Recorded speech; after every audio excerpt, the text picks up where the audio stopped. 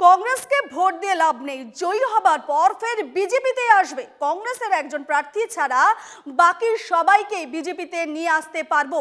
সোমবার করিমগঞ্জে বিজেপির কর্মী সম্মেলনের শেষে একথা বলেন মুখ্যমন্ত্রী ডক্টর হিমন্ত বিশ্ব শর্মা।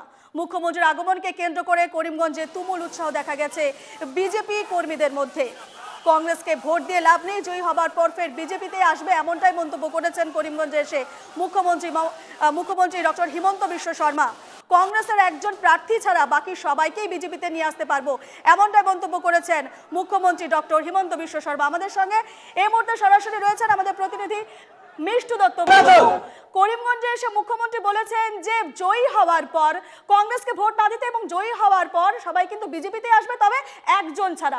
কাকে ইঙ্গিত করলেন মুখ্যমন্ত্রী ডক্টর হিমন্ত বিশ্ব শর্মা, এবং এই মন্তব্যের পর কি প্রতিক্রিয়া দেখতে পাচ্ছ করিমগঞ্জে?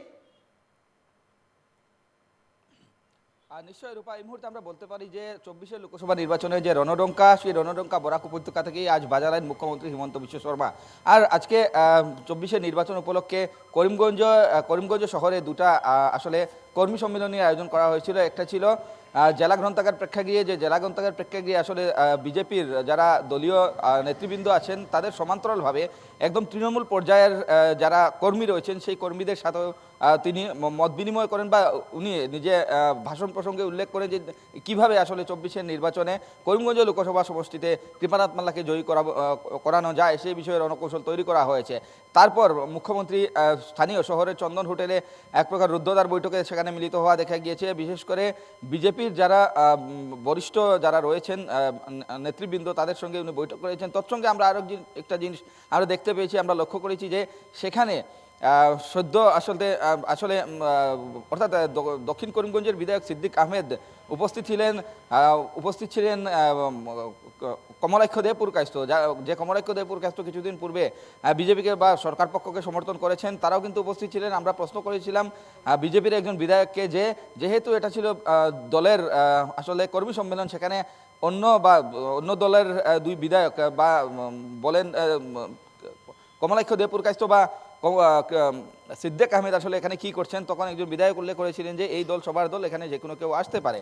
কিন্তু মূল কথা হচ্ছে আজকে মুখ্যমন্ত্রী এখানে উপস্থিত হয়ে করিমগঞ্জে উপস্থিত হয়ে কর্মী সম্মেলন শেষ করে যখন সংবাদ মাধ্যমের সঙ্গে উনি আসলে মন্তব্য দিয়েছিলেন, তখন যথেষ্ট গুরুত্বপূর্ণ তাৎপর্যপূর্ণ অনেকটি কথা তিনি উল্লেখ করেছেন যে করিমগঞ্জ লোকসভা সমষ্টিতে এবার কৃপানাথ মাল্লা 1 লাখ ভোটের ব্যবধানে জয়ী হবেন। অন্যদিকে উনি উল্লেখ করেছেন যে গৌরব গগৈ এবার পরাজিত হবেন। অপরদিকে তিনি বলেছেন যেহেতু করিমগঞ্জ লোকসভা সমষ্টিতে সংখ্যালঘু ভোটাররাই নির্ণায়ক ভূমিকা গ্রহণ করেন, তেমনটা প্রশ্নের জবাবে উনি বলেছেন যে সংখ্যালঘুরা এবার বিজেপিকে ভোটদান করবে নিশ্চয়, কেননা উনি বলেছেন যে সংখ্যালঘুরা কোনো অবস্থায় চিন্তার কোনো কারণ নেই, উন্নয়নের নিরিখে সংখ্যালঘুরা ভোট দেবেন বলে তিনি উল্লেখ করেছেন। এবং তিনি আরও একটা কথা উল্লেখ করেছেন যে কৃপানাথ মাল্লার জন্য তিনি আরও 3বার করিমগঞ্জ লোকসভা সমষ্টিতে এসে উপস্থিত হবেন, কৃপানাথ মাল্লার জন্য প্রচার চালাবেন। আর অন্যদিকে আরও একটি বিশেষ কথা তিনি উল্লেখ করেছেন, যেমনটাই তুমি শুরুতে উল্লেখ করেছো যে কংগ্রেসকে ভোট দিয়ে কী লাভ, কংগ্রেসকে ভোট দিয়ে জেতানোর পরই এই লোকজন বা সেই ব্যক্তি সেই প্রার্থী আসলে বিজেপিতে যোগদান করবে, তেমনটা কথা উল্লেখ করেছেন। এবং তিনি উল্লেখ করেছেন যে কংগ্রেসের যেসব প্রার্থীরা রয়েছেন তার মধ্যে একজন ছেড়ে বাকি সবাইকে তিনি বিজেপিতে যোগদান করাতে পারবেন, এমন ক্ষমতা ওনার আছে। এই মুহূর্তে প্রশ্ন একটাই যে কোন সেই অর্থাৎ যে প্রার্থীকে তিনি বিজেপিতে আনতে পারবেন না। তিনি কিন্তু উল্লেখ করেছেন যে গৌরব গগৈর প্রসঙ্গ, যে গৌরব গগৈর ব্যাপারে তিনি বলেছেন যে গৌরব গগৈ এবার পরাজিত হবেন।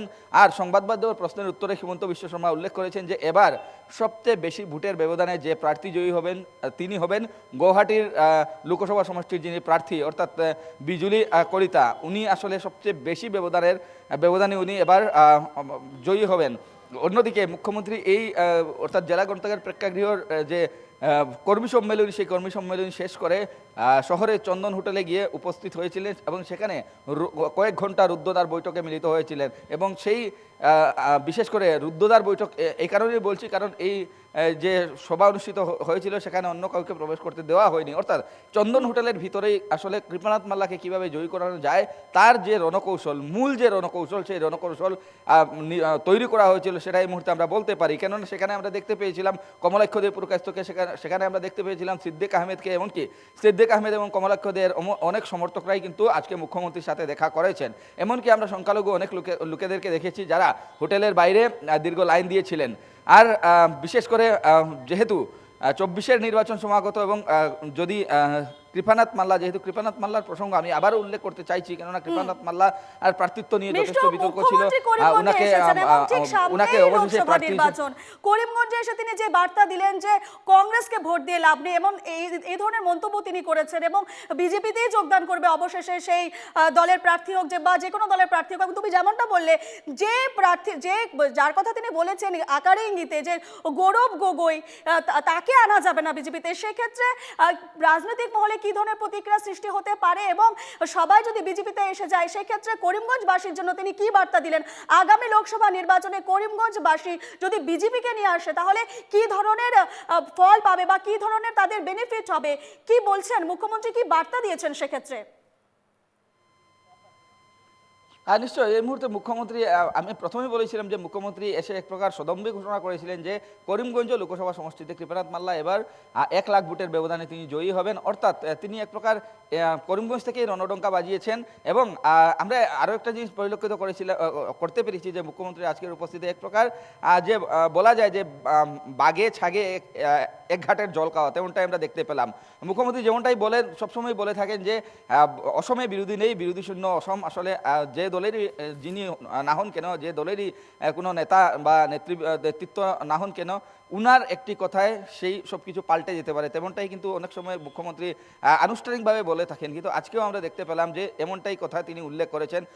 এটাও করেছেন যে কংগ্রেসকে ভোট দিয়ে কী লাভ, কংগ্রেসের যে কোনো প্রার্থী যদি জয়ী হয় তবে সেই প্রার্থী কিন্তু পরবর্তী সময় বিজেপিতে চলে আসবে। এবং তিনি আরও একটা কথা উল্লেখ করেছেন, যেহেতু এবার প্রথম অবস্থায় মুখ্যমন্ত্রীর মুখ থেকে আমরা শুনতে পেয়েছিলাম যে 11.5টি সমষ্টি আসলে এবার বিজেপি দখল করবে বা বিজেপি মিত্রজোট দখল করবে, কিন্তু আজকে মুখ্যমন্ত্রী এখানে দাঁড়িয়ে করিমগঞ্জে দাঁড়িয়ে উল্লেখ করেছেন যে 13টা আসন আসলে এবার বিজেপি দল নিজেদের আয়ত্তে আনতে সক্ষম হবে এবং তিনি সেটা এক প্রকার বদ্ধপরিকর বলেও তেমনটাই উল্লেখ করেছেন। এবং অবশেষে তিনি আরও একটি বার্তা দিয়ে গেছেন যে কৃপানাথ মাল্লার জন্য তিনি আরও তিনবার আসলে করিমগঞ্জ লোকসভা সমষ্টিতে এসে প্রচার চালাবেন। অর্থাৎ কৃপানাথ মাল্লাকে এক প্রকার চ্যালেঞ্জ হিসাবে উনি নিয়েছেন, কেননা উনার যথেষ্ট প্রিয় পাত্র কৃপানাথ মাল্লা এবং কৃপানাথ মাল্লাকে অবশেষে আসলে প্রার্থিত্ব দেওয়া হয়েছিল। বর্তমানে আমরা দেখতে পাচ্ছি যে কৃপানাথ মাল্লার যে জয়, সেই জয় আসলে বা জয়ের যে দায়িত্ব, সেই দায়িত্বটা মুখ্যমন্ত্রী নিজের কাঁধে তুলে নিয়েছেন এবং নিজের কাঁধে তুলে নিয়ে কিভাবে আগামী সময়ে লক্ষণীয় হবে যে কার দখলে যাচ্ছে সিটটি এবং করিমগঞ্জে শেষ হাসি কে হাসবে সেটা নির্বাচনের ফলই বলে দেবে। আপাতত তোমাকে ধন্যবাদ জানাচ্ছি মিষ্টু।